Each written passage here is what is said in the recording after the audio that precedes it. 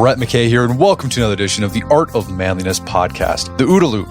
The OODA stands for Observe, Orient, Decide, Act. Is a strategic tool designed to help people make better decisions when facing any kind of competitor or opponent. My guest today says when that opponent is a seasoned criminal, the Orient component of OODA, a person's mindset, is the most underestimated and critical part of the model to understand. His name is Varg Freeborn, and he's the author of Violence of Mind, Training and Preparation for Extreme Violence, and Beyond OODA, Developing the Orientation for Deception, Conflict, and Violence. We begin with how Varg's life story has uniquely positioned him to understand the dynamics of violence from the perspectives of both perpetrators of crime and the would-be preventers of that crime.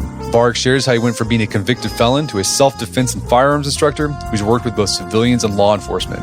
We then turn to why it's so important to understand the difference between the orientation of an average person and the orientation of a violent criminal, and why, when the two collide, the latter has a real advantage over the former. We enter a conversation with what you can do in terms of mindset and training to close that gap and be better prepared to handle a violent encounter. After the show's over, check out our show notes at aom.is/orientation. Varg joins you now via clearcast.io.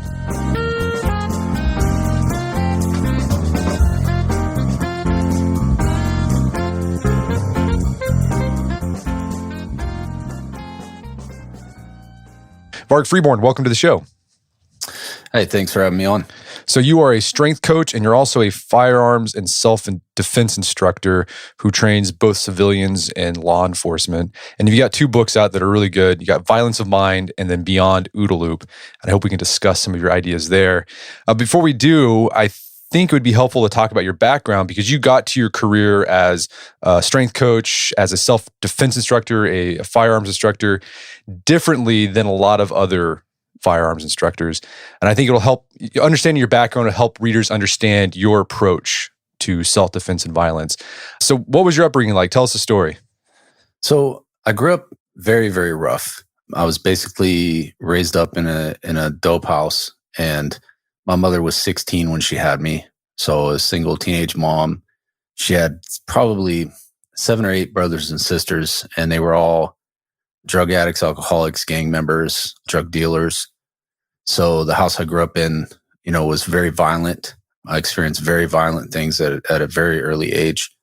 Nearly became the victim of a stabbing when I was 7.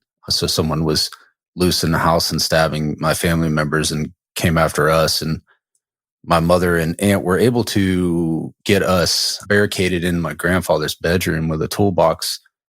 And basically, the attacker was stabbing through the hollow core door. It was a very memorable moment for me as a young kid. I was, again, like 7 years old. So it's pretty dramatic. That was an example of that things like that happen quite often. Had a cousin murdered, best friend was murdered, one of my uncles was murdered. So it was a pretty rough upbringing. And so from a very young age, you saw violence firsthand. You experienced it. I think at one point your mother remarried, and your stepfather, very violent, strangled you. And I think you took a baseball bat to his head, and he stopped messing with you after that. So your teenage years, same thing, continued on, just getting more intense. And then there's this moment you ended up in prison. What's the story there? Yeah, so I was 17, and obviously there was a catalyst for this event, and the beginning of it was a relationship with a girl. And so from out of that came, a guy that was angry with me over who I had dated. And he just pushed this thing over, and it went on for like 6-7 months. He was much older than me, outweighed me by about 100 pounds. And he relentlessly pursued me for about 6 months. And I really tried to avoid him.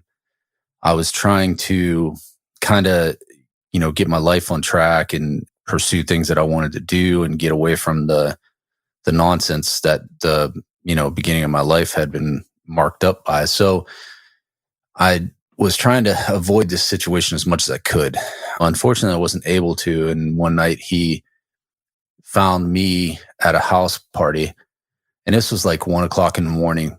And he had 2 of his friends with him, and he was incredibly drunk and high, just really out of his mind, intoxicated. And he initially had tried to get me to leave with him and his buddies. And it's one of those things where someone's incredibly drunk and they think they're making sense, but you they're not making any sense at all. And that's kind of what it was like. He really thought that maybe he could convince me that we were friends and that I could leave with him safely. As I said, this was a time when, my best friend was shot in the head and thrown in a lake. One of my cousins was murdered. So when someone like this guy had been is telling you that they're going to kill you, it's something that you take, serious back then. In that environment, that day and time, it was something that you would take serious. So I didn't take it lightly when he said that. And that night, basically, he ended up cornering me. And I told him a bunch of times. I was even to the point of witness coaching by this point, where I'm like saying things for people to hear it because I know something bad's going to happen. And I'm trying to at least lay the groundwork that, I'm trying to avoid this situation. I want people to remember that. Of course they didn't, but he comes and corners me in a back room, and I see that his friends had went outside and pulled the car back to the back door, which is where the back room was also. So I'm thinking to myself, this is about to go really bad, right? Because if these three guys that outweigh me and outnumber me get a hold of me and put me in that car, who knows what's going to happen next, right? So I just made my mind up that I wasn't going into the car. And he reached up and I told him several times, leave me alone, don't touch me.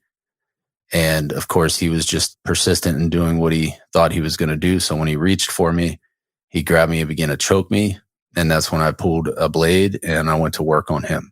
And I stabbed him a couple dozen times, and he didn't drop until the last one. So it was very eye-opening to the resilience of the human body and how much it takes to actually stop someone who's determined, whether they're intoxicated or not. And during that situation, he had a lacerated internal artery in his neck, a lacerated jugular, and a collapsed lung, and he was in pneumothorax, and he still survived. So, however that comes out, he survived those injuries. And then when we went to court, he wasn't the tough gangster anymore that was going to kill me. He was the afflicted victim of a vicious attack and on. And this type of thing was just, it was the most unbelievable thing I've ever experienced in my life, to see how the stories shift and all of a sudden you become a villain in a way that's like, it's getting ready to take your life away. And so I ended up being convicted, and I started out with an attempted aggravated murder charge, which was 25 years. And I was able to plea that down with some help from some family members who scraped together some money. And I was able to plea that down to a 2 to 5 year sentence. And I ended up serving the entire 5, probably due to being such a model prisoner. But yeah, so that was basically how that went down. And then when you were in prison, like, you continued to see violence firsthand. Like, what was prison life like? Oh, for sure. Now, this is something that, and I don't claim to be hardcore or be an expert on anything, and I don't claim to be an amazing fighter or anything like that. But I can tell you that I was in prison during one of the most violent times to be in prison, because if you look at the violent crime statistics and the murder rates, which it's going back up now for, reasons that, be another discussion. But before 2020, violence was way down, and you used to be able to say, oh, the murder rate's down 50%. And it was true, because if you look back to between 85 and 95, the violent crime and murder was, up to 50% higher during that time. Well, by the early 90s, in 94 was when I got convicted and locked up. Most of those people had been locked up, right? The ones that weren't dead. So it was a time where you had the most violent street criminals, in the longest time that we had seen for a while.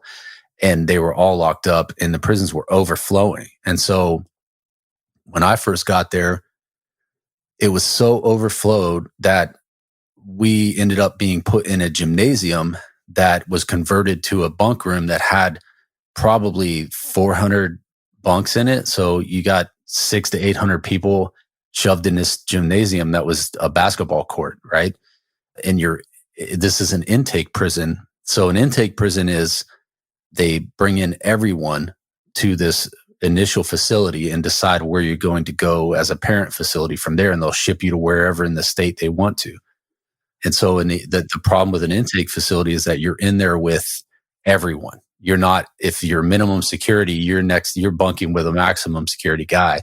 I remember I had one cellmate that had murdered 5 prostitutes with a claw hammer, and so you have to go to sleep at night with these people, and this is the type of thing that, that was your introduction to prison, right? Like 19 years old. And I'm like, 135 pounds. And I was a pretty violent kid for sure.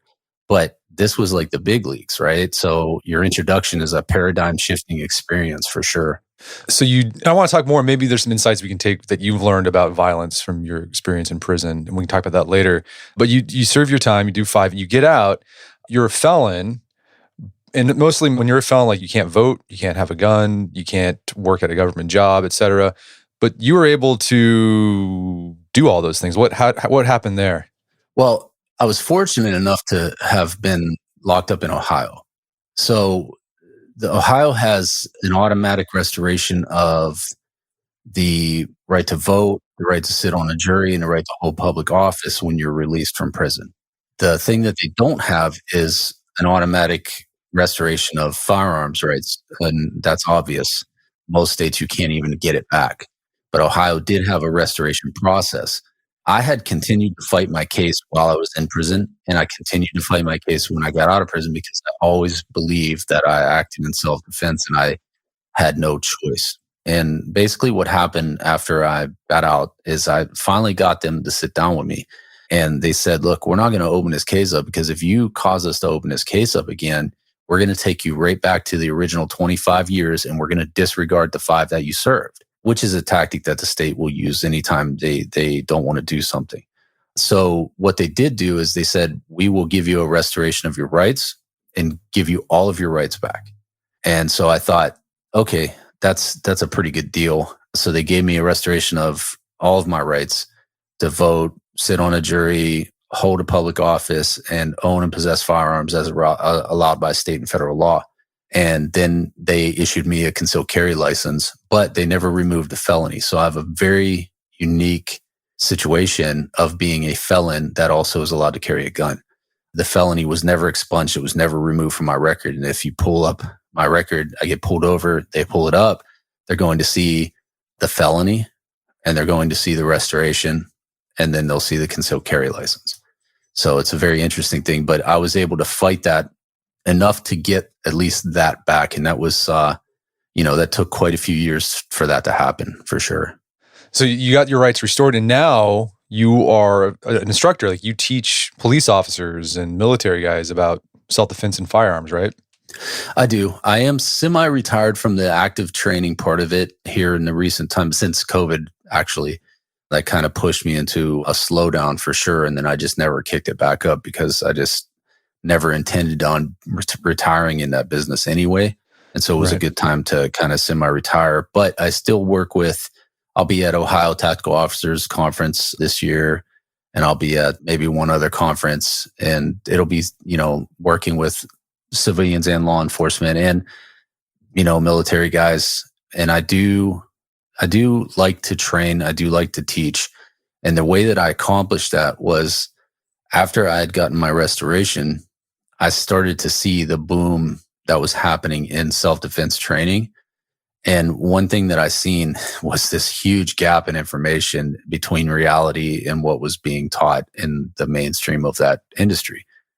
And so all that I wanted to do was fill some gaps in for people and say, hey, based on my very real experience, this is not how that typically goes. And you're going to need to prioritize things differently than what you're being taught here. And I was pretty early on grabbed by law enforcement guys and pulled into the law enforcement training world. I was sent through a lot of closed enrollment training on the LE side. So I've been to breaching school, ballistic, thermal, mechanical, explosive breaching. I've been to just hundreds and hundreds of hours of CQB training from, different angles and different disciplines and different agencies. I was certified all the way up to full team CQB instructor, which I will never do, but it added to my knowledge base for their benefit as well as mine. And, I've done law enforcement executive protection training and just on and on to things that I got fortunate enough to get pulled into.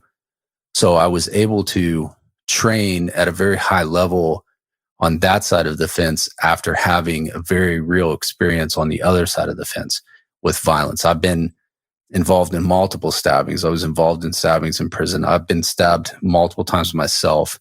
I have at least one body part missing from the stabbing. And so this was something that really rounded out my experience and my perspective to be able to see these things from both sides of the door, basically.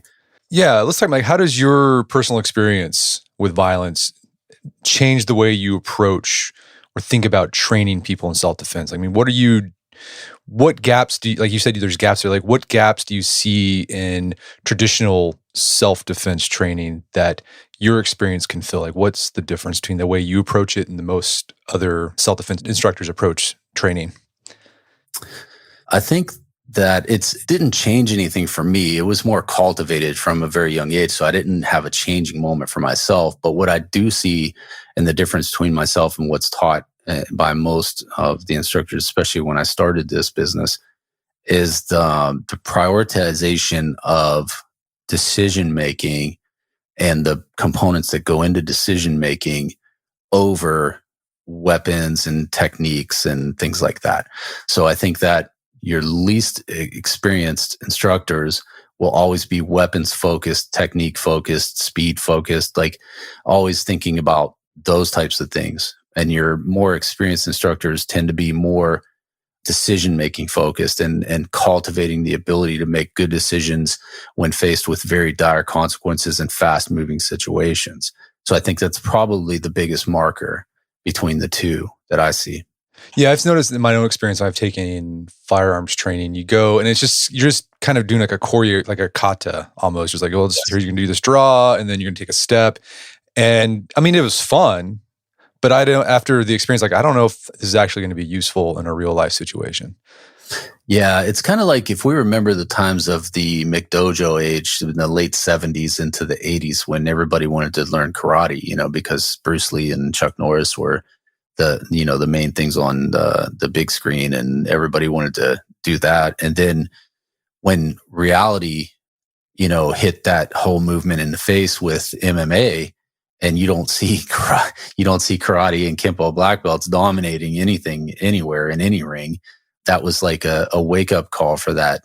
And I think the firearms industry has had that coming and is experiencing it now to a certain extent. But when you have like guys coming back from, and not necessarily like 11Bs or something, but like special operations, guys that have been in very heavy situations, heavy fights with very small numbers, very up close and personal, you'll see more and more the decision-making process is almost all that they will focus on. The weapon skills are very professional to a standard, and that's it. Like here's your standard, work until you can achieve the standard and then work to maintain it. And that's the simplicity of the weapons part of it.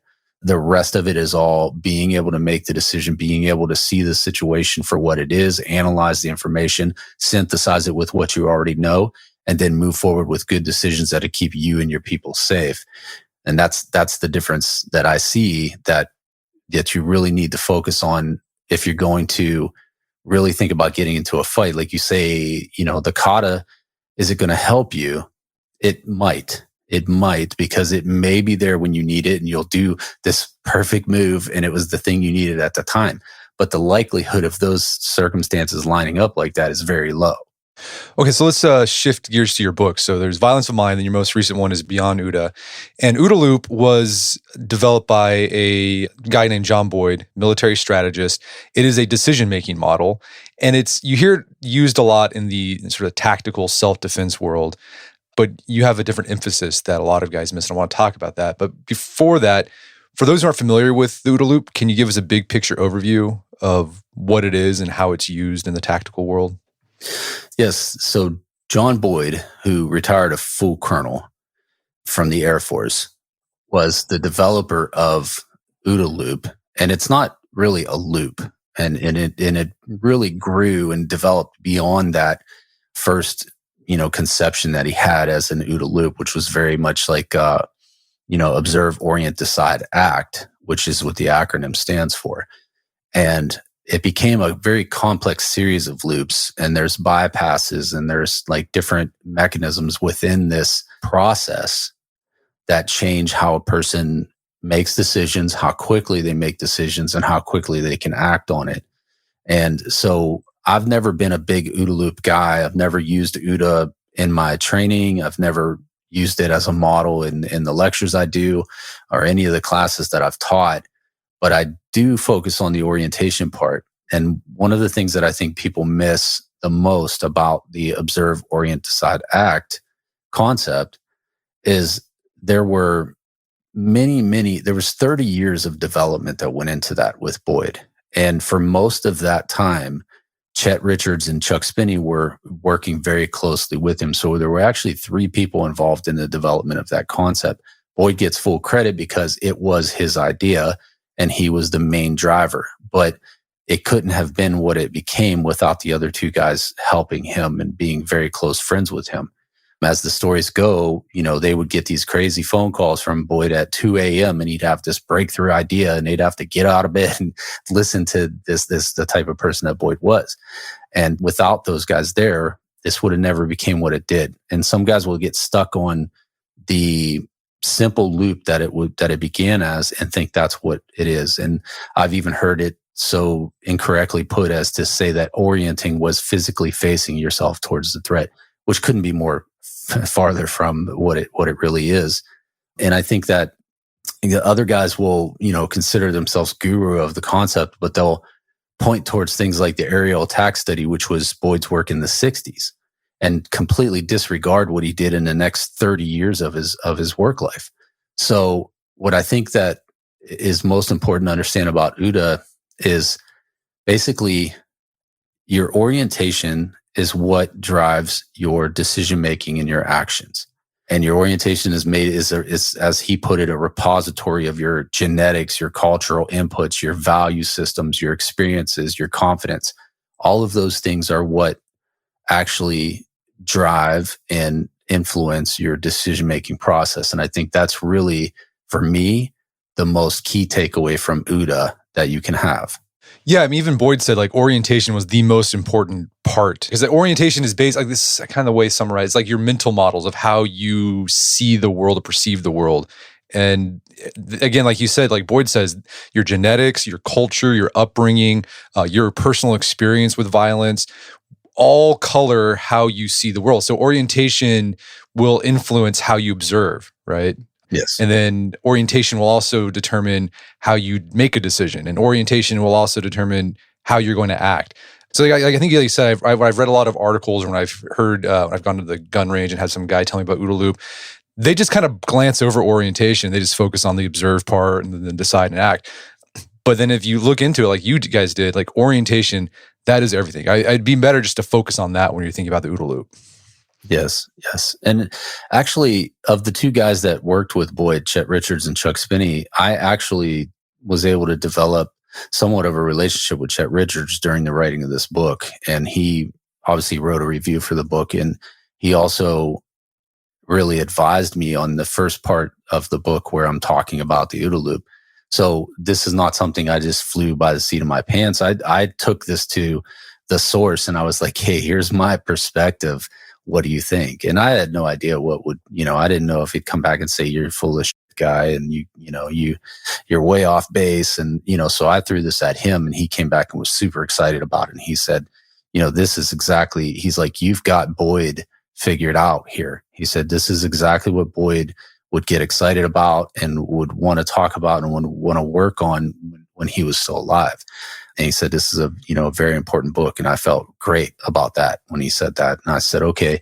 And then he even took the time to dig into personal letters that Boyd wrote him and give me access to quote some of those and things like that, stuff that people have never even seen. So it was a very cool experience. But the validation encoded in that was, extremely powerful.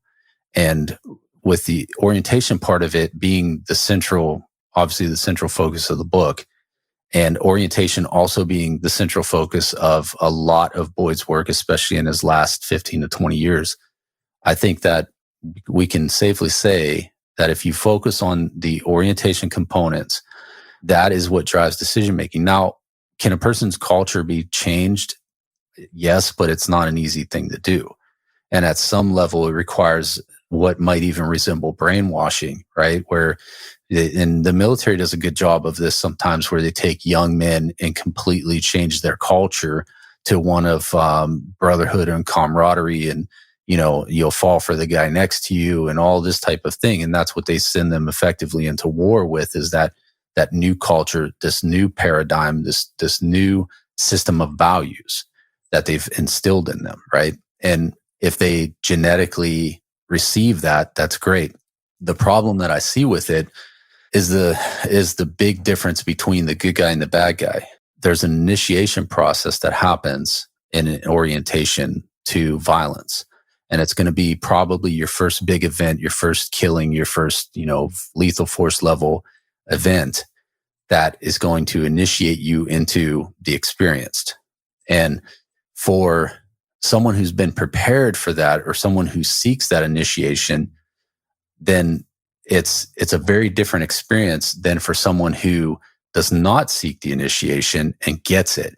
And I think that there's such a violent shift in their mind, and psychologically, their paradigm is shifted so quickly and so violently that there's moral injury and other things that cause severe PTSD to happen after a violent shift like that. And I'm no expert, but from my own experiences and from talking to several of my friends who've experienced war firsthand, these are the conclusions I come to. And I think that the initiation process with the orientation is probably the most important thing to look at and try to simulate or try to achieve at that point. Yeah, I want to dig more into that initiation process and how it can shape orientation. But before we do, let's talk about this. So one of the things that Boyd talked about, sort of generally with the OODA Loop, is if you want to beat the other guy. So in any competition, he's basically saying there's an OODA Loop going on in every competitor, right? So if you're the guy defending yourself, you have an OODA Loop going on, and then the guy who's trying to do something to you has an OODA Loop going on. And whoever can cycle through their OODA Loop first is going to win. But how fast that OODA Loop goes depends on things like orientation, for example. And you argue that if you really want to make better decisions when it comes to self-defense, you need to understand the orientation of the person who's attacking you. And I think a lot of people who are just sort of regular dudes who grew up in the suburbs, they don't really understand the mind or the orientation of a criminal.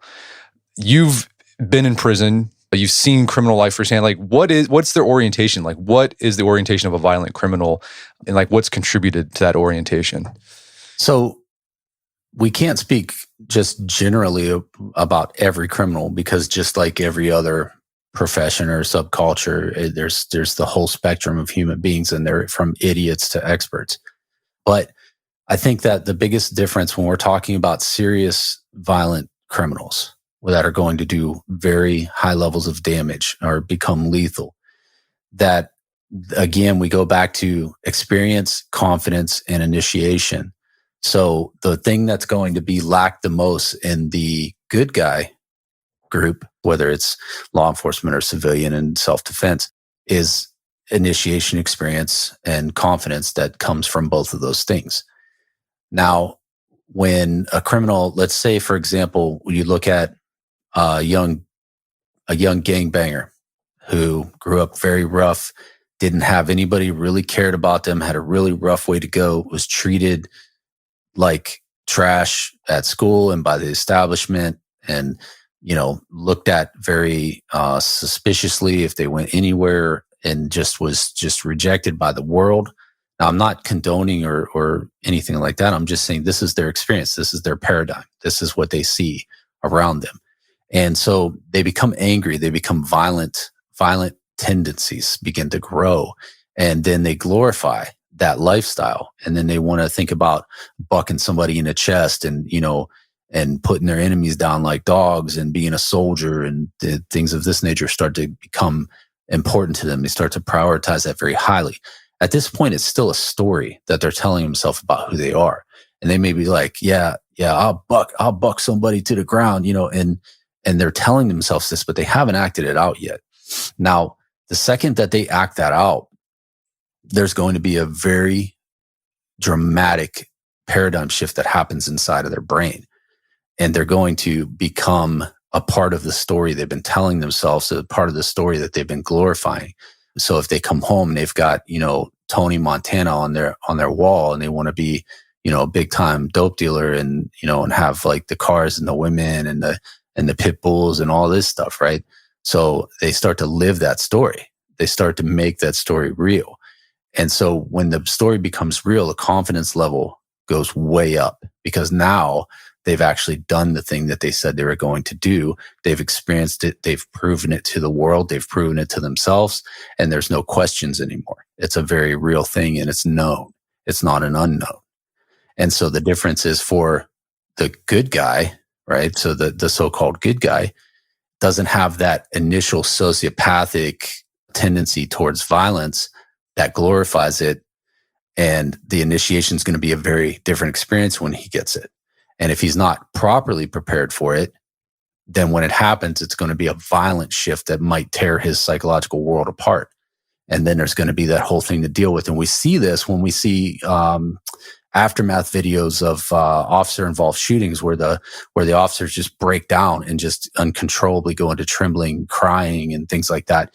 And it's, male and female both. It's not just one.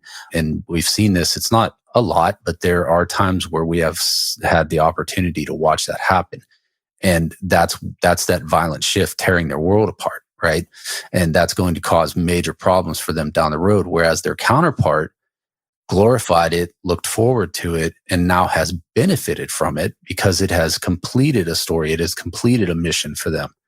And I think that that's the big difference between the criminal thought process and the good guy when it comes to lethal level violence. We're going to take a quick break for a word from our sponsors. And now back to the show. Okay, so the criminal has this predator orientation. It's influenced by their past experience with violence, maybe growing up around it, experience it firsthand. It's shaped by the stories they tell themselves. Like you talked about, sometimes these guys tell them stories like they're like the mob boss, or you talked about in prison, a lot of these guys would kind of harness this sort of warrior ethos. So like you had like the white guys getting rune Viking tattoos, and like the Mexicans getting Aztec warriors, and the black guys getting Zulu tattoos. So that's a story they're telling, like they're a warrior. Then you say like a really powerful thing that shapes a criminal's orientation is this idea of initiation. Let's go back to this. Like what is an initiation for a criminal? Like what does that look like? So it can be very literally an initiation into a gang where you have to shoot someone to get in, or you have to commit some kind of a beatdown or some type of a violent act to prove yourself and also incriminate yourself in front of the group, because there's a type of leverage there that comes with that. And so that's that. An initiation could be something as simple as that, or it could be more esoteric in nature, that it's not specifically called an initiation to them or their culture. But when it happens, it has the effect of making the story they've been telling themselves about this violent soldier, that they're a warrior and they're down for the cause. They'll go down with their crew, and they actually do it. They back it up and they survive. That is an initiation from a story that was not founded on anything true to now living a story that's founded on truth.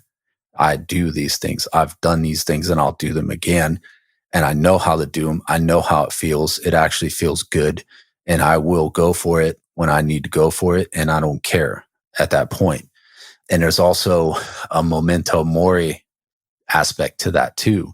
I think at the highest levels, where people are accepting the live by the sword, die by the sword philosophy in their life, where they accept it. They're like, someday I'm going to get bucked to the pavement, but until that day, I'm the one doing the bucking.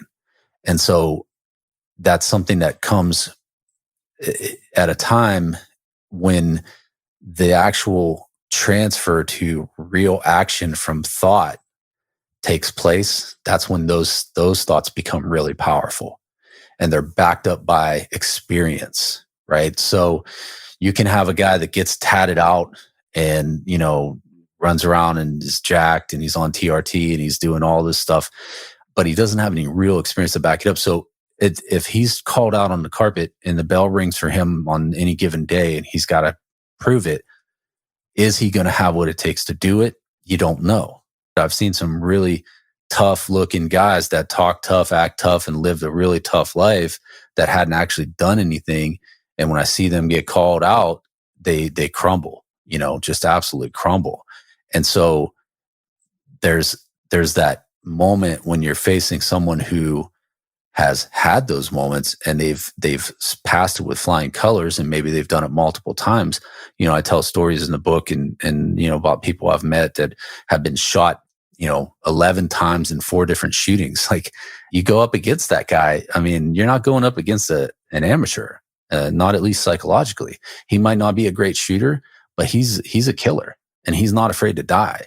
And he probably thinks he's pretty damn hard to kill.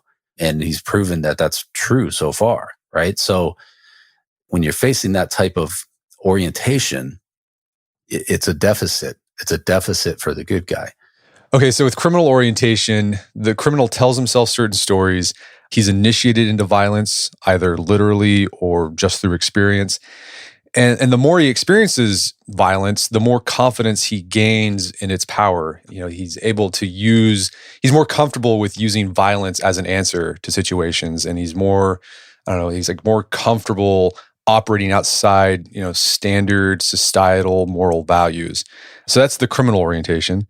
Let's talk about the orientation of the non-criminal. What stories do they tell themselves about themselves? And what parts of the average guy's orientation can become deficits when he encounters a criminal? Yeah, so one of the most dangerous things you can do as a good guy is develop the notion of righteousness, right? And I've seen this very, very often where they have what's also known as good guy syndrome, where you just think automatically you're the good guy, so you can just act and everybody's going to clearly see you are the good guy. And that's honestly not how that goes. It's not at all how that situation goes. And if one thing goes sideways, you're going to be called out into the court system, and then you're in for a long, hard haul. And it is not an experience that anybody should want to go through. There's, a very, very high chance of being convicted at some level. Most, over 95% of cases in the country end in a plea bargain of some sort, based on an independent study done for the Department of Justice some years ago. And that, I think, is very accurate from what I've experienced in the system. They overcharge you. They'll hit you super hard. They'll throw everything at you. And then that leaves room for them to strike a deal. It's just the same as you go for, a car. You want to buy a car and he's I want 10,000 for this car. And you're like, man, I was thinking more like 7,000. Really, in his head, he wants 7,800. So he's shooting you at 10,000. You come at 7, you get to 78, you get the deal. You wanted it for less, but he gets what he wants. The courts are the same way. They shoot high because they want to hit you low, and boom, now you're going to prison, or you have a felony on your record and you're disarmed for the rest of your life. So it's something that you have to really consider very deeply. And I think that another problem about it for the good guy is understanding the selective valuation of life and the sliding scale of morals, right? And, I'd like to correct you on saying that, the criminal has no morals and they, just do whatever they want. They do have morals. They have a selective valuation of human life. A lot of them would not, they might shoot your mother, but they wouldn't shoot their own mother. So there's definitely a selectiveness there, and it can change too, because one day they might not shoot their, the mother of their children, but another day that might change, right? So it's very selective, and it's a sliding moral scale, and there's also justification built within that. And so the justification part of a sliding moral scale is the problem. That's the hardest part to solve. Once you develop a sliding moral scale, you are vulnerable to justifications like righteousness. So you feel like you're the good guy, you're on the side of good fighting evil, and you go too far in a defense case, and you anchor shot somebody once they're down. anchor shot them a couple times, meaning that they hit the ground, they stop doing what they were doing that was bad, and you put a couple in them just for good measure. That's illegal. That's not allowed. You're going to go to prison for that in almost every case. But in your mind at that moment, if you've slid your moral scale too far to one side and justified that by saying, I'm doing the world a favor here and I'm saving people's lives, you're going to get yourself in trouble. So most good people keep themselves in line by having a very static valuation of human life and a very static moral compass. Whereas the criminal and the higher level military guy, sometimes even the law enforcement, have to have the sliding moral scale there, because you have to be able to change the valuation of human life in the moment according to what's being called for. If someone's in front of you that is an innocent person and they should be saved, you have to be willing to step into harm's way to save them if that's your job or if that's what you've chosen as your mission. If there's someone in front of you who is a bad actor and they're going to hurt you or other people, you have to, conversely be able to make the decision to possibly end their life. And that's a very tricky situation to be into morally. And so the criminal develops that very easily because they have a lot of justifications in their mind, and society often backs that up. And I can attest to that because even, after getting out of prison and having my rights restored, there's several times that I've been roadblocked, even recently in my life, 25 years after being out of prison, almost 30 years after being convicted, I still get roadblocked from things. I was just denied admittance into a technical school because of my felony. And so these are justifications for some people to be like, you know what, screw society. You don't want me. You don't want me to succeed. You don't want me to try to do things right. So now I just moved my scale. And this is where I put you on the valuation of human life. And it's that simple. But the good guy doesn't have that. They have to be more, they're raised in a culture that's more static about things like violence is bad and don't do violence or, things like that. And that has to change into an manually adjustable situation, but it has to be backed up by professionalism. Because if there's not a professional structure behind it, then you can lose control of that very easily. And then you become not such a great person. Okay, so one potential problem with the non-criminal orientation is having too inflexible of a sliding scale for your decisions. I mean, you want to be able to adjust your approach based on the circumstances, but at the same time, you can't overly tip into justifications that seem justified at the time, but actually push you to go too far, like into illegal territory. So you have to have like a sliding scale, but have hard limits on it. I mean, you have to be a professional about your approach. And you described, being a professional as, being able to meet a minimal requirement of safety and accuracy with your weapon, if you decide to carry a weapon, and conducting yourself with self-control and discretion under pressure.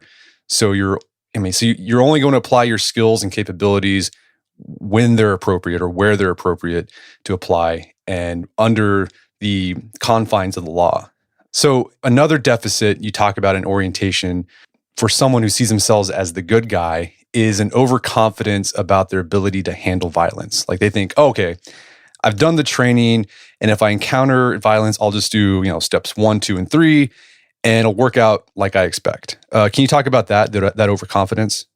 I think that anybody that's been in real violence knows, we used to have a saying in prison that all the badasses were in the graveyard.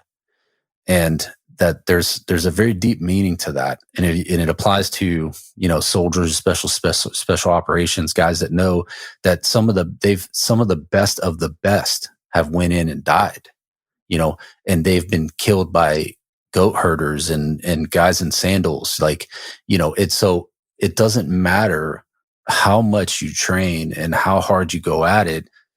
There is also the factors of good days and bad days. And that's it. And sometimes it's just a bad day. And there's nothing you can do about it. You've seen the best fighters in the world go into the ring and catch a left hook and go to sleep because it's just that day, right? And so that's how violence goes. You're never prepared enough to be untouchable. Untouchable is not achievable. And I think that there's a glorification of, if I train hard, I do jujitsu, I carry a gun, I train at the range, I'm doing all this stuff. I'm just harder to kill to the point to where they really over glorify their capabilities, and they underestimate the very negative effects and probabilities within violence. And I think that violence is a very nasty, unpredictable thing. And you could wake up on any given day and it's going to be a bad day. And that's the truth of violence that I think most people miss. All right. So the orientation of a typical non-criminal can be a disadvantage when he goes up against a criminal because he's not familiar with the realities of violence. He's got an inflexible moral scale when it comes to making decisions. And then he can also get caught up in his own sense of righteousness. Are there any other potential deficits in the average person's orientation? We also have the exploitation of social courtesies that work against us, which is a deficit where we're not the aggressors, we're not the offensive actors in any situation. We have to respond. We have to defend. That means there has to be an initial action that takes place before we can go into action as good guys. You can't just smoke somebody because you think they're about to do something. They have to actually begin the process of doing it for the justification, legal justification to be reached for them to be dealt with at a certain level lethally. So there's a huge problem with deficit of orientation, deficit of experience, and also deficit of social courtesy. And those are gigantic problems to overcome as a good person trying to learn self-defense at a highly violent level and try to match what's going to come at them someday. Those are the problems that I think instructors should be trying to solve, not just getting people to shoot fast. I think that's the last thing that they should learn. The first thing they should learn is the decision to shoot, and then learn how to shoot well. So I prioritize decision making, and in the last several years, my class has devolved into very concentrated force-on-force simunition UTM training, away from a broad scope of square range skills and live fire skills and this and that and some combatives and all this. And I'm like, all right, let's go down to the very basics of making decisions in tough situations and putting people in hard situations. And one of the unique things about my classes that I would do when I did the force-on-force training was I didn't bring professional role players in. I would make the students play all of the roles. So at any point in the class, you could be a good guy, you could be an armed bystander, an unarmed bystander, you could be an observer, or you could also be the bad guy. And one of the things I wanted them to do was be able to see the perspective of the bad guy entering the situation, trying to accomplish a goal, and look at all the problems he has to solve, because he has problems too. He has an orientation problem. He has confidence problems. He has analysis and synthesis that has to take place. It's not just as simple as walking in and robbing somebody. I think that people have pushed this narrative that the wolf, is at the door and, is vicious and they don't think like you. And it couldn't be farther from the truth. We all have the same exact processes that take place, and being able to see it from that other side, that other perspective, gives you that insight to how to get into that, like how they like to say, get into their loop and disrupt it, right? So you're getting into that mindset and seeing the problems he has to solve so that you can create those problems or manipulate those problems to your benefit and against his. I think that's the biggest thing that we can accomplish there. Okay, yeah. So you're big on simulation training. So at least you're getting a little bit of a feel of what an actual violent encounter is like, rather than just doing, more of a kind of scripted training. And I'd like to talk more about the kind of training you recommend in a bit. But you mentioned earlier the idea of having a mission. Can you talk about what it means to have a mission, and what part does that play in creating an effective orientation? Mission is the most important thing that needs to be established when you embark on a journey of self-defense and carrying a weapon and things like that. If you're not clear with yourself about what your actual mission is, then you will not be able to train properly, equip properly, or conduct yourself properly in stressful situations, because you don't have the proper boundaries and parameters defined. A mission defines your boundaries and parameters. It defines what you're willing to fight and die for. It defines what is legal, what you're allowed to do, who you're allowed to do it to. For example, a civilian that's carrying a gun needs to understand the state they live in, the laws for self-defense in the state they live in. Is there a duty to retreat? Is there not a duty to retreat? Is there stand your ground? Is there castle doctrine? Like all of these things need to be understood in the mission. Because if your mission is not in line with the external boundaries with the laws and where you live, or the use of force policies with the agency that you work in, then your actions and your training and your equipment are going to vary outside of those allowed parameters, and you're going to get yourself in trouble there. So I think that understanding how that works and where your mission is at first puts you in line with the rest of the things that come after that. And that is it's the most important thing to really consider. If you don't have, a lot of times I would start classes when I used to do live fire classes, I'd say, you're carrying a gun, you want to defend yourself, your family. So what's your mission? And most people would say, it's because I want to, make sure I make it home and my family makes it home so we can live our life together. And that's a good mission. I like it. And then I put up a scenario where, you walk into a gas station and the guy's got, a bad guy's got a gun to the clerk's face and he hasn't seen you yet. And you can make the decision to take the shot, or you could step outside and call the police and go home. And a lot of people would say, I'm taking the shot. And I say, all right, let's examine that for a minute. If you got out of there and got in your car and called the police and went home, would you accomplish your mission of getting yourself home and make sure you and your family make it home safe? Yes, you would have accomplished your mission. If you went in and got into that fight and you got shot by the clerk because your gun jammed or you slipped on some water or whatever could happen in violence and you die, did you fail at that mission of making home and taking care of your family? Yes, you failed. So what is your real mission? Now, I'm not downing people if they say they want to jump into fights and protect people wherever they go. That's fine, but just state that mission clearly to yourself and to your family, and then train for that mission.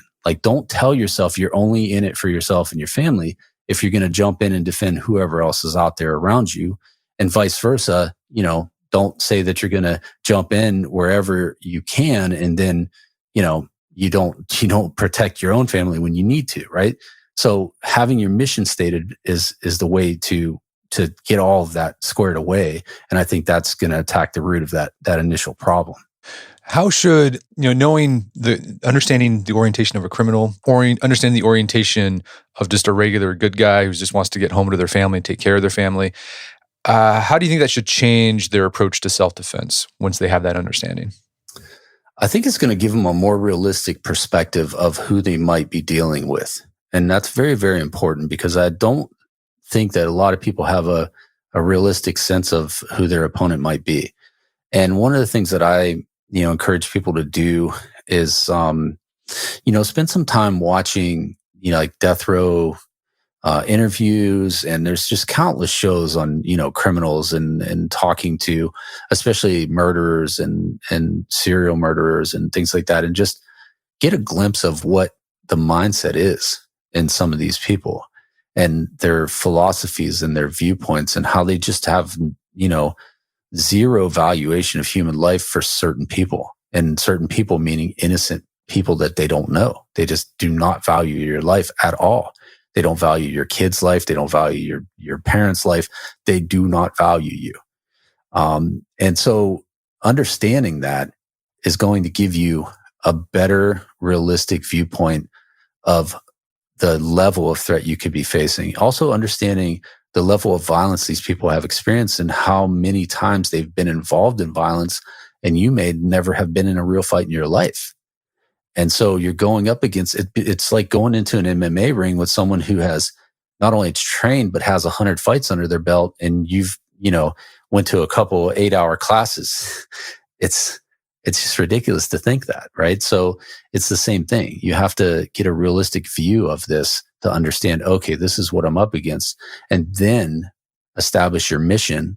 And with those two pieces of information, now you can go and put together a proper gear and equipment acquisition protocol and a proper training protocol that are going to help you address that problem better. Because if you don't do those two things first, then everything you do after that is just you're winging it. Yeah, let's talk more about that training protocol. Basically, what we talked about today is that when your OODA loop is going up against the OODA loop of a criminal, the criminal has certain advantages, while you, the non-criminal, has certain disadvantages. So I guess, the question is, what can the average guy do to close that gap? You've talked about the importance of simulated training and role play, which can give you a closer approximation of what actual real-world violence is like. But beyond that, what do you recommend training-wise? Personally, I think that your individual strength and fitness is your most important component, if that's available to you. Now, if you're handicapped or you have some type of a disability that prohibits that, then you have to recognize that deficit and go harder on the other elements like weaponry and things like that, because that's a fallback. That's not the go-to. But most people put that as a go-to first. And I'm telling you that, for example, we referenced me being a strength coach. I run an online coaching program, and I have several, clients that are either competitive in some sport or another, or they're just, they're training self-defense. They just want to be stronger and better. And for me, that's also something that was born out of prison. I was fortunate enough to land in prison during a time when they still had free weights and they still had a weight pile. It was an amazing experience. I'm certainly glad I got to experience it. There's nothing in the world like the aggression of a prison weight pile. It's a very, very unique experience that you cannot duplicate. And I lived on that pile for the whole time that the weights were still in there. And that's where I learned. And this was at a time when this was the early 90s. And I was probably about 30 miles away from where Louis Simmons was with Westside Barbell.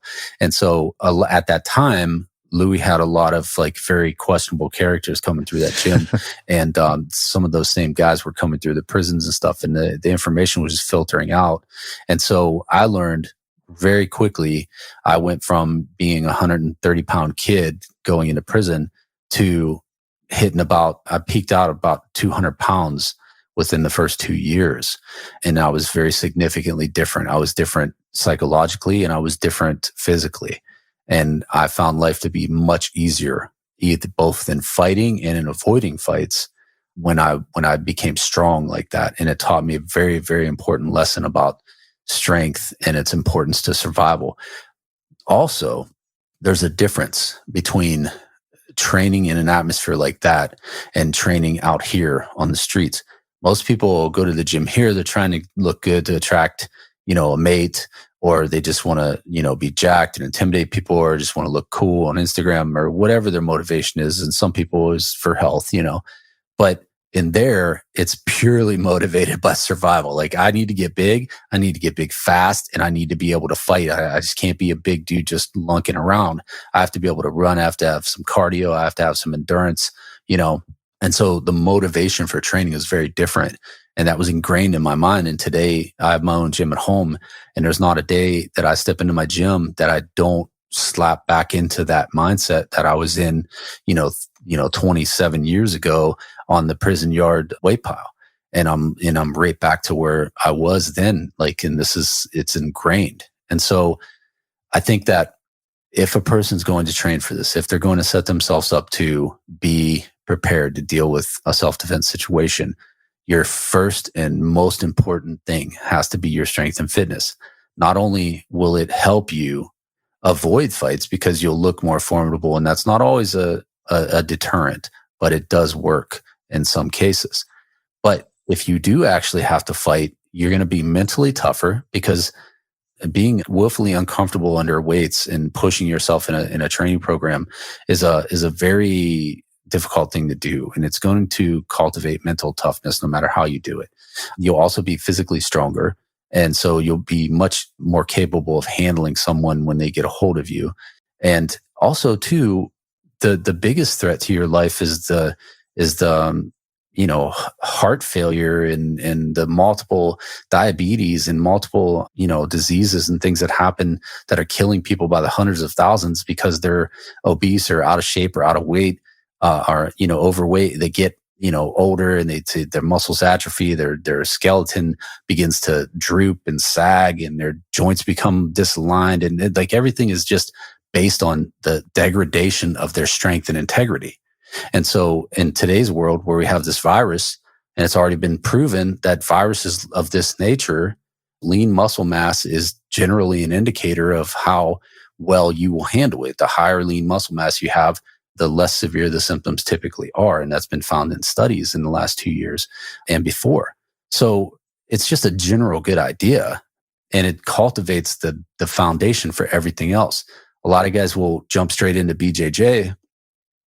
And, the problem I have with that is that you're getting off the couch and you're going to do something that's great. But you're going and putting loads on your joints and you haven't done anything to prepare those joints to handle those loads. And that's physiologically bad. It just does not make sense from that standpoint. As a barbell and strength coach, I like to, say, okay, let's do some bodybuilding. Let's do some volume work to build up the connective tissues, the ligaments, tendons, the small musculature around the joints, get you strong in those areas before we start 1-rep maxing, before we start BJJ, before we start all of those things. And that's just the approach I like to take with it. And then weapon skills, of course, it's a good step. If you're so inclined to use weapons or carry weapons, make sure that they are the type that are approved for use in justified self-defense in your area and your state. And also pick instructors who emphasize decision-making over flash. And that's the biggest piece of advice I could give you for weaponry. But those would be the order I would put things in. So you have your strength and your health and fitness, your combatives, and then your weaponry. Okay, I like that. That's a good rubric to follow. Well, Varg, this has been a great conversation. Is there some place people can go to learn more about your work? Right now, my main website is just vargfreeborn.com. And I don't have, like I said, I'm semi-retired from classes. So I'm doing one-on-one work and I'm doing some strength coaching and some lectures here and there. But if someone wants to do some work or they're interested in something, they can contact me through that website and we could probably work something out for sure. Fantastic. Well, Varg Freeborn, thanks for your time. It's been a pleasure. All right. Thank you. My guest today was Varg Freeborn. He's the author of Violence of Mind and Beyond OODA. They're both available on Amazon.com. You can find more information about his work at his website, vargfreeborn.com. Also, check out our show notes at aom.is/orientation, where you can find links to resources where you delve deeper into this topic.